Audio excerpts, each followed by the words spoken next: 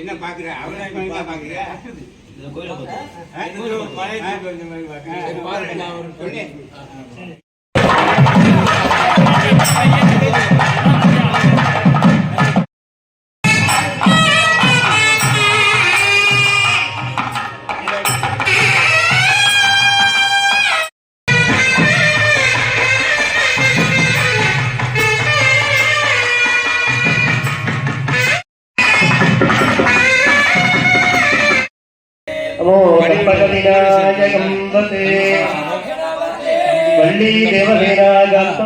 நிகழும் மங்களகரமான குரோதி வருடம் தை மாதம் 20ஆம் நாள் ஞாயிற்றுக்கிழமை 2/2025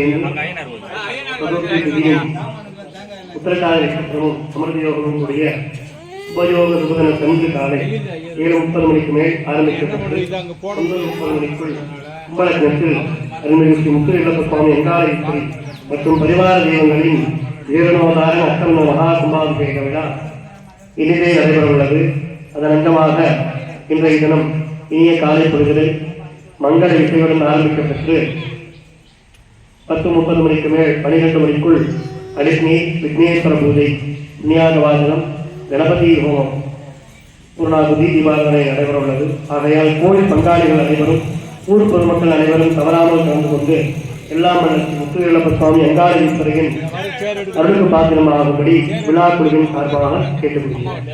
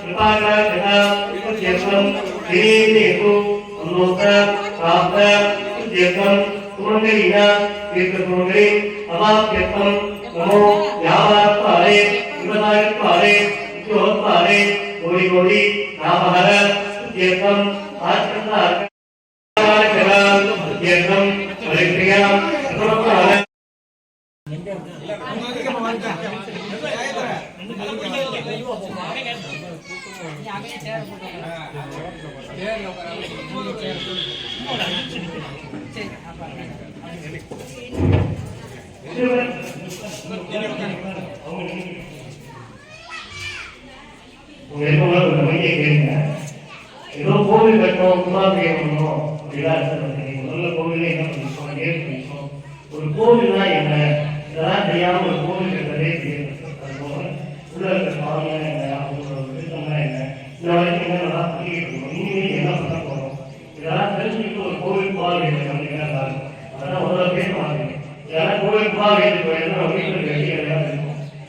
இங்கே கோவில்கள் வந்துட்டு வெட்டி கிடையாது இருக்கும். நாளைக்கு கழிச்சு இதே இடத்துல மறுபடியும் தேவை வருவோம்னா நம்ம வீட்டுக்கு போயிடுவோம், நாங்கள் எங்கள் வீட்டுக்கு போயிடுவோம். கோவில் தான் இருக்கும். மறுபடியும் நீங்களாம் இந்த கோவிலுக்கு பால் வேணும், குட்டியெல்லாம் பார்க்க போறீங்களா அப்படின்னா இல்லை, இன்னைக்கு பார்க்க மாட்டேங்க, இனிமேல் மறுபடியும் பார்க்க மாட்டேங்க. மறுபடியும் 12 வருஷம் எடுத்து இந்த கோவிலுக்கு குமார் இருக்கும். இன்னைக்கு எல்லாரும் கலந்துருவீங்க. யாரும் இப்போ இல்லை தெரியாது, சாமி தெரியாது. ஆனால் இன்னைக்கு நிலைமைக்கு நம்ம இடத்துல ஒரு கோவிலை கட்டி அந்த கோவிலுக்கு பால் வேணும். அதெல்லாம் உட்காந்து சொல்லிட்டு மறுபடியும் சொல்ல தெரியும். பேசுறதா கோவிலுக்கு வெளியே சொல்றது காரணம் ஒரு கோவிலுக்கு தேவைன்னா ஆலயம். ஆலயம்னா என்ன, மனப்படைத்த ஆன்மாதான் முக்கியம். ஆன்மா நகைத்து வழிபடுவதையும் ஆலயம். ஆன்மா நகைத்துனா என்ன, நகைத்துனா உள்ள சாமி மேல நம்ம ஒன்றும் போயிடும். அப்படின்னா என்னன்னா நம்ம கட்டங்கள்லாம் வளர்ந்து போய் உள்ள சாமியை மட்டும் பார்த்துட்டு ஆலயம். ஒரு கோவில்னா ஆலயம். அந்த கோவில்ல இப்ப நம்ம கோவில்ல என்ன சாமி வச்சுக்கோங்கன்னா உள்ள அம்மாவுக்கு உங்களுக்கு யாரு ஒரு குலதெய்வம் முதல்ல ஒரு குளத்துக்கு ஒரு தெய்வம் தான் நம்ம கலந்த மூலாவது குலதெய்வமா வழிபடுறோம்.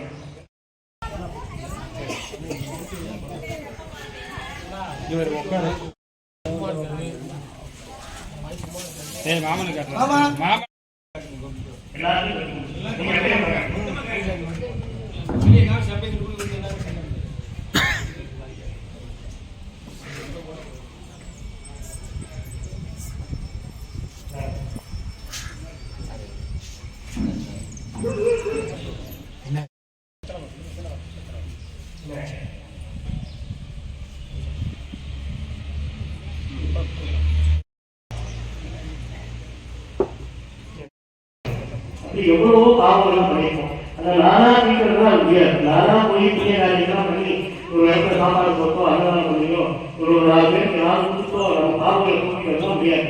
அதனால எல்லாரையும் சேர்ந்து ஒரு கோவிலை விருப்பம் பண்ணி இந்த கோவிலுக்கு வாங்க, இந்த கோவிலை சாமி பண்ணுங்க, உங்க பாவம்லாம் போகணும்னா அன்னதானம் பண்ணுங்க, அது பேருக்கு சாப்பாடு கொடுங்க, அன்னதானம் பண்ணினா கர்மா தொடர்ந்து கர்மா தொடர்ந்து போனாலும் உள்ள இருக்கிற சாமி அவர் 4 கொடுக்க முடியும். அதனால கர்மா தலைவர்களுக்காக கோவில் அன்னதானம் பண்ணுங்க. இதெல்லாம் தனியா நீங்களா செய்யலாம் முடியுமா? எல்லாரும் சேர்ந்ததுன்னா எல்லாரும் நல்லா இருந்தாலும் நம்மளும் நல்லா இருக்கும். அதுக்காக கோவிலை கட்டி அந்த கோவிலை கும்பாபிஷேகம் ஒன்று பண்ணி கோவிலை தேர்ந்த நாடுகள் அன்னதானம் பண்ணுங்க, பிரசாதம் பண்ணுங்க, இதெல்லாம் ஏற்றுக்கணும். அப்படி இந்த ஊர்ல இந்த ஆட்களை பார்த்துட்டு இந்த கோவில்ல இன்னைக்கு கும்பாபிஷேகம் வரும். அது எப்படி எல்லாம் பண்ண போறோம் அப்படின்னா ஒரு குழந்தை எப்படி புதுசா பண்ணுது ஒரு ஆரம்பத்தை என்ன ஆகணும்னா ஒரு வழியில ஜீவனம் உதாரணம்னா புதுசா ஒரு கோவிலை கட்டி அந்த கோவில் குமாரங்களுக்கு ஜீவனம் உதாரணம் பழைய கோவில புதுப்பிச்சு மறுபடியும் குமாரம்னா அதுக்கு பேர் புனரோதாரணம். ஜீவனோதாரணம்னா இந்த இடம் காலியா இருக்கிற இடத்துல புதுசா இடத்தை வாங்கி இந்த இடத்துல கோவில் நிர்ணயம் பண்ணி இந்த இடத்துல சாமியை பண்ணி குமாரபிஷேகம் பண்ணுறதுக்கு பேர் ஜீவனோதாரணம்னு பேர். அதே பழைய இடத்துல பழைய கோவில அதேபடி மறுபடியும் குமாரபிஷேகம் பண்ணுறது புனரோதாரணம்னு பேர். எந்த வகையில் குமாரபிஷேகம் இன்னைக்கு நம்ம பண்ணக்கூடியது ஜீவனோதாரணம். புதுசா ஒரு இடத்தை வாங்கி இந்த புதுசா ஒரு சாமியை வாங்கி கோவில் கட்டணும். இது பழைய குழந்தை இல்லை.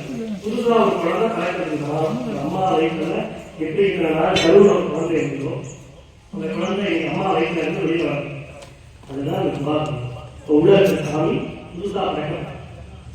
இந்த கதைக்கு இன்னைக்கு பூர்வாகமா பண்ணணும். பூர்வாகமா நாங்கள் என்னெல்லாம் படிச்சிருந்தாலும் இந்த கோவில் முழுமையானவங்க நீங்க முதல்ல உங்கள்கிட்ட அனுமதி வாங்கணும். அதுக்கு பேர் தான் அனுப்புன்னு அனுப்பினா இந்த இடத்துல இந்த வருஷம் இந்த திதி இந்த நட்சத்திரம் நிலவும் இந்த காலத்துல இந்த ஊர்ல இந்த பங்காளிக்கு பாத்தியப்பட்ட இந்த கோவில்ல கும்பாபிஷேகம் நடக்கும்.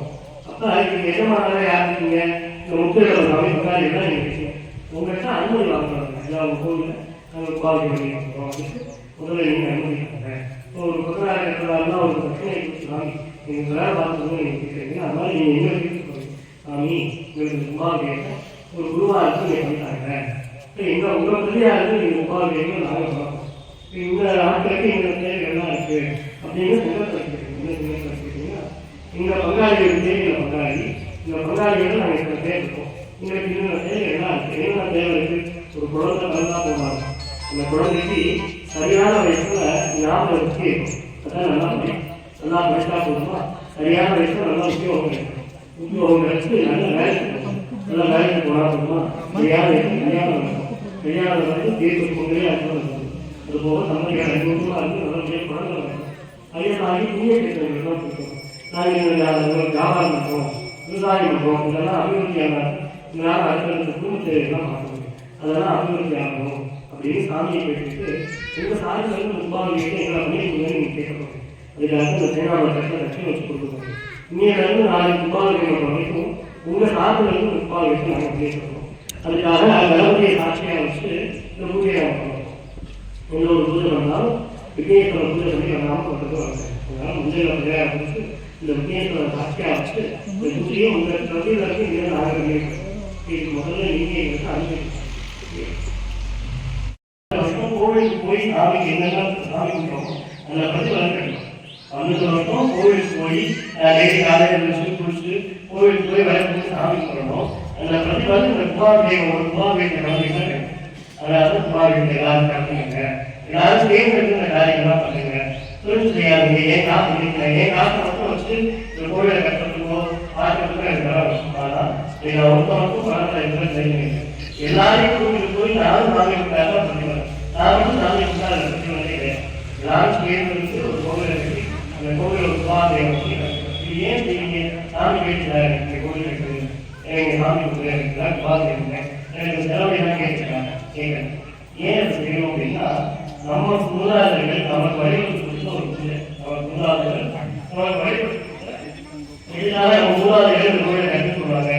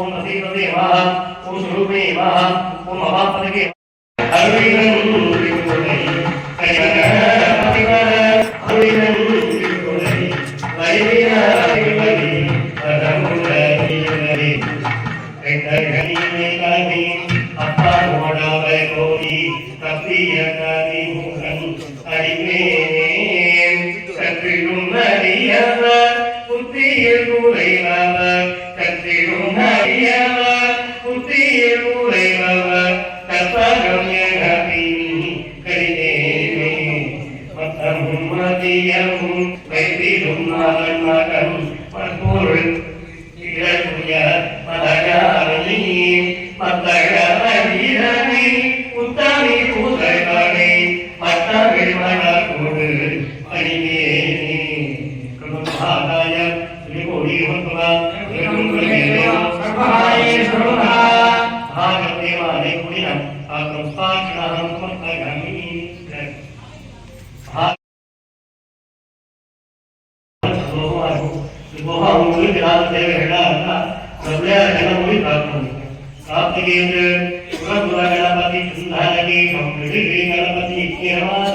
गणपति गणपति भक्त जलीरम गणपति नमस्ते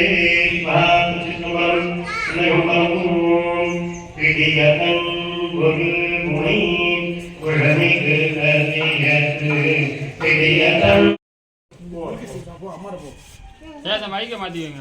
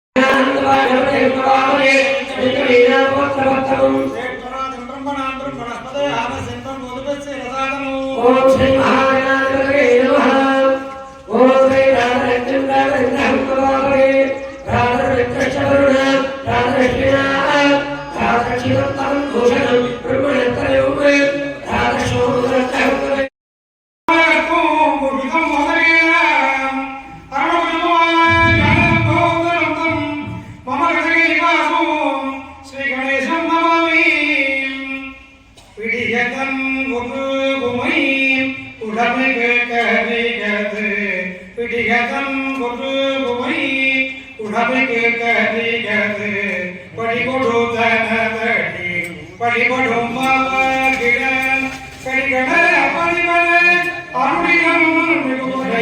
கரிகட பரிமள அருளினம் கொடை